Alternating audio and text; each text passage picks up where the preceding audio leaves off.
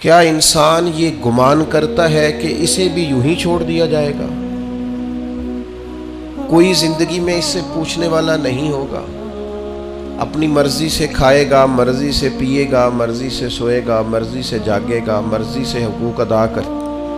کیا یہ سمجھتا ہے انسان اسے یوں ہی چھوڑ دیا جائے گا؟ معنی کیا ہے کہ ایسا نہیں ہے، اسے بہت ساری پابندیوں کا پابند رہنا پڑے گا، بہت سارے احکامات کی اسے پیروی کرنی پڑے گی، بہت ساری چیزوں کی فرما برداری کرنی پڑے گی۔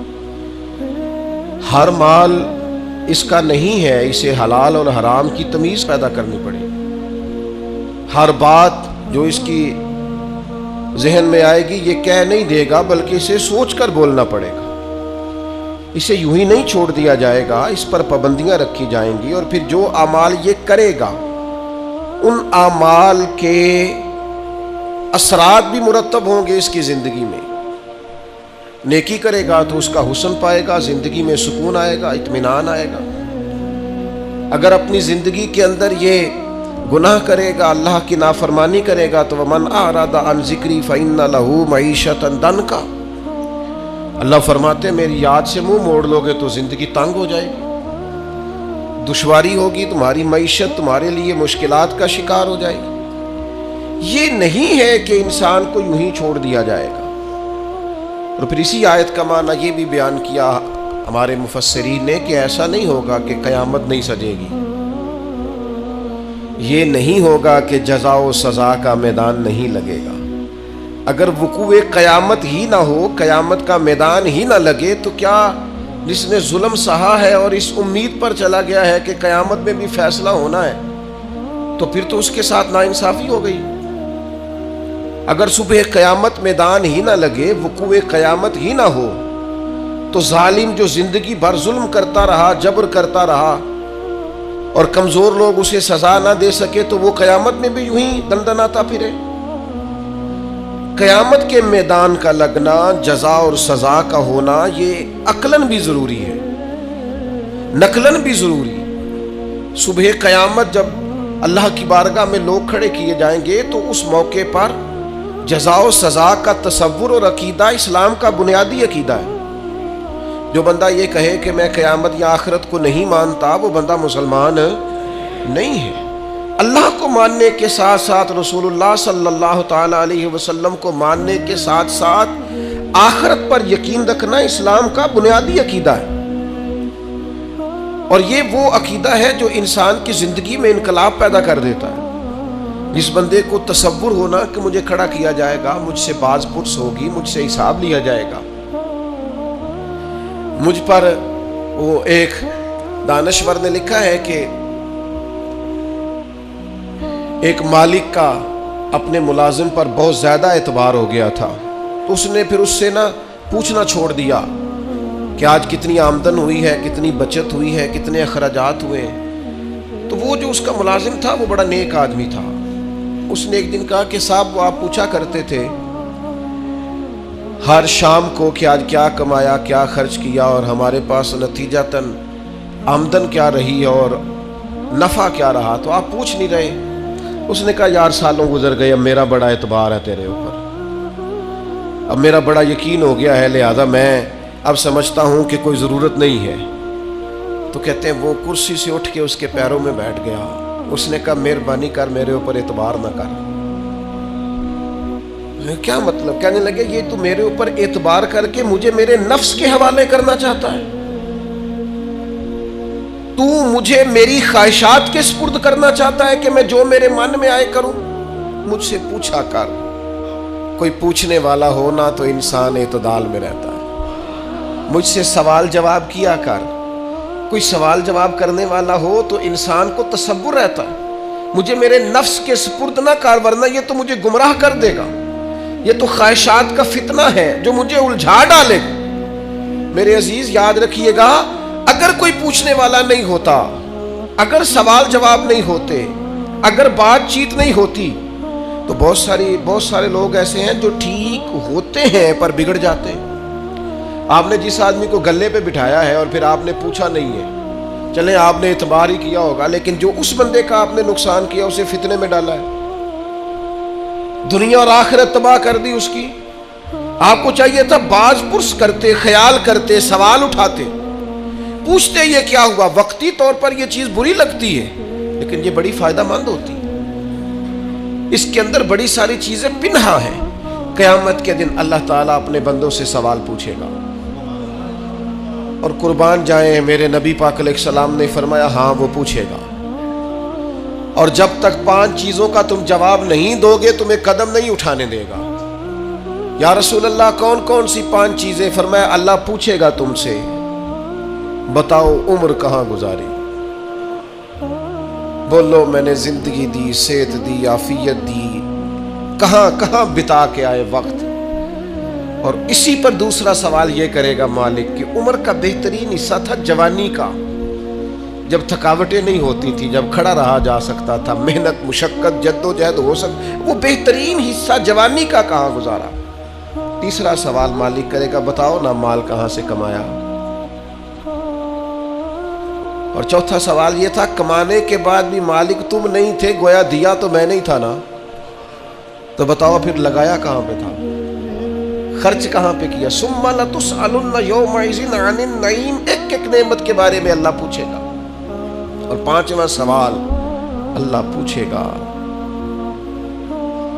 بتاؤ جو تم جانتے تھے تم نے اس پر عمل کتنا کیا، جس کا تمہیں پتا تھا، جس کا تمہیں شعور تھا اس پر. تو اللہ سوال پوچھے گا.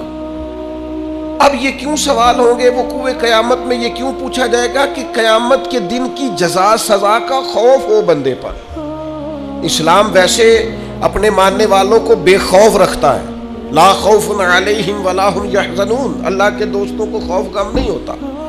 ایک غم تم اپنے اندر رکھو کہ تمہیں قیامت کے دن پوچھا جائے گا، اس کا خوف پیدا کرو. اور یہ خوف مالک کو اتنا پسند ہے، فرمایا وَلِمَنْ خَافَ مَقَامَ رَبِّهِ جَنَّتَانِ. جو اللہ کے سامنے کھڑے ہونے سے ڈرے گا اللہ اسے 2 جنتیں عطا فرمائے گا. اس دن کا خوف اپنے دل میں پیدا کر کے تجھے کھڑا کیا جائے گا، تجھ سے پوچھا جائے گا، تیرے سے سوال کیا جائے گا، تجھے جواب دینا ہے. تیری طبیعت کے اندر ہمارے ہاں ہوا یہ ہے کہ کچھ لوگوں نے لوگوں کو بے خوف کر دیا ہے. امام غزالی رحمۃ اللہ تعالیٰ علیہ فرمایا کرتے تھے جس قوم کے اندر ایسا واعظ، ایسا عالم، ایسا خطیب، ایسا شخص موجود ہونا جو لوگوں سے کچھ بھی نہیں ہونا، بے فکر ہو جاؤ. جہاں ایسا آدمی موجود ہو وہاں شیطان کی ضرورت نہیں ہوتی. وہ تو خود لوگوں کو وسوسوں میں ڈال رہا ہے. وہ تیرے دل کے اندر خوف پیدا کرے وہی ہے تیرے زمانے کا امام برحق جو تجھے حاضر و موجود سے بیزار کرے. وہ تجھے بتائے کہ قیامت میں حساب دینا ہے. عجیب بات ہے نا. لوگ کہتے ہیں ہمارے پیر صاحب نے کہا ہے خیر صلاح ہے، تو میں کہتا ہوں تمہارے پیر صاحب نے خیر صلاح اگر اللہ کی رحمت پہ امید کرتے ہوئے کہی ہے تو انکار نہیں کرتے، ٹھیک کہا ہوگا.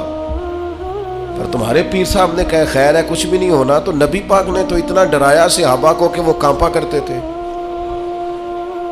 ان کے تو رونگٹے کھڑے رہتے تھے. رحمت للعالمین محبوب کے پاس بیٹھنے والے حضرت انس بن مالک رضی اللہ تعالیٰ عنہ ایک دن بیٹھے تھے لوگوں کے بیچ، تو اچانک اندھیرا، دفعتاً اچانک اندھیرا چھا گیا. تو ایک شخص نے کہا جب حضور کے زمانے میں ایسا ہوتا تھا تو آپ کیا کرتے تھے؟ فرماتے اگر تھوڑا بھی اندھیرا ہوتا نا تو ہم کانپنے لگتے، ہمیں ڈر لگتا تھا کہیں قیامت تو نہیں آ گئی. تو پھر ہم فٹافٹ مسجد کو دوڑ جایا کرتے تھے، جا کے نفلوں کی نیت باندھ لیتے تھے، سجدوں میں گر جاتے تھے. ان کو تو خوف تھا، وہ تو ڈر رہے تھے. سیدہ طیبہ طاہرہ حضرت عائشہ صدیقہ فرماتی ہیں حضور دعا مانگ رہے تھے اللہم حاسبنی حسابا یسیرا، تعلیم امت کے لیے، ہمیں سمجھانے کے لیے. کریم کہتے ہیں اے اللہ مجھ سے جب تو قیامت والے دن حساب لینا تو ذرا آسان کر کے لینا. فرماتی ہیں میں تڑپ گئی، میں نے کہا یا رسول اللہ آسان حساب کس کا ہوگا؟ تو حضور فرمانے لگے عائشہ آسان حساب اس کا ہوگا جس سے اللہ تعالیٰ اپنے فضل سے، کرم سے، اپنے کرم سے اللہ نظر فرمائے اور کہے جا تیرے لیے جنت ہے. ورنہ فرمایا جس سے اس نے پوچھ لیا نا جس سے مناقشہ ہوا، جس سے بات ہوئی، جس سے سوال ہوا، جس سے کھڑا کیا گیا، اس کے لیے بڑا مشکل ہے۔ میں کسی کی بات نہیں کرتا، میں ذاتی طور پر خود سمجھتا ہوں کہ حساب دینا بڑا ہی مشکل کام ہے، بڑا۔ کبھی 2-4 ہزار ابا جی دیتے تھے اور کہتے تھے 2-4 چیزیں گھر کے سودے کے لے آؤ، اور وہ جب بعد میں حساب پوچھتے تھے دیا نہیں جاتا تھا۔ کتنے کے پیاز لائے ہو؟ ابا جی وہ 200 روپے کے۔ تو تو نے بحث کیوں نہیں کی؟ حساب مشکل ہو جاتا تھا۔ کبھی کبھی پوچھ لیتے تھے نا حساب استاد صاحب کہ آؤ نا آج ٹیسٹ دینا ہے جو تم نے پڑھا ہے، رات نیند کوئی نہیں آتی تھی، سویرے ٹیسٹ ہے۔ بچوں کو کھانا نہیں گزرتا، سویرے امتحان ہے، پرچہ ہے۔ جس دن صبح نتیجہ نکلنا ہوتا ہے کیا ہو جائے گا، کھا جائے گا کوئی، فیل ہو گئے تو دنیا چھوڑنی پڑے گی۔ مسلوں پہ بیٹھے ہیں نوجوان، کچھ بھی نہیں، مڈل کا، matric, F A, B A, M A کا امتحان ہے، کچھ بھی نہیں، تسمیاں پڑھ رہی ہیں بیٹیاں۔ وہ خدا کے بندو، دنیا کے چھوٹے چھوٹے حساب سے ڈرتے ہو، اس وقت سے کیوں نہیں ڈرتے جب وہ مالک کھڑا کر کے کہے گا بتا نا، میں نے دی تھی نا صحت تجھے، جوانی میں نے دی تھی نا، تیرے ساتھ کتنے لوگ اور بھی تھے، ان پڑھ تھے، عزتیں، شہرتیں، علم، دولتیں میں نے تجھے دی تھی نا۔ کتنے لوگ تھے تیرے ساتھ، پیدا ہوئے تھے، بیمار تھے، کمزور تھے، معذور تھے، صحت تو تجھے میں نے دی تھی نا، آنا میری نعمتوں کا حساب دے۔ میرے عزیز، قیامت کے دن جس سے حساب پوچھا گیا، مناقشہ کیا گیا، حضور فرماتے ہیں وہ قابو آ گیا۔ ہم بھی قیامت کا ذکر کرتے ہیں، ہم بھی کہتے ہیں قیامت کو لے لیں گے، قیامت کو دے دیں گے، لیکن اس کے بعد جو اثر مرتب ہونا ہوتا ہے نا، اثر۔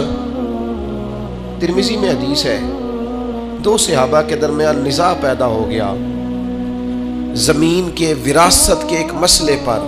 دونوں کے پاس گواہ موجود نہیں تھے، ایک کہتا تھا پلاٹ میرا ہے، مجھے ملا ہے وراثت میں، دوسرا کہتا تھا میرا ہے۔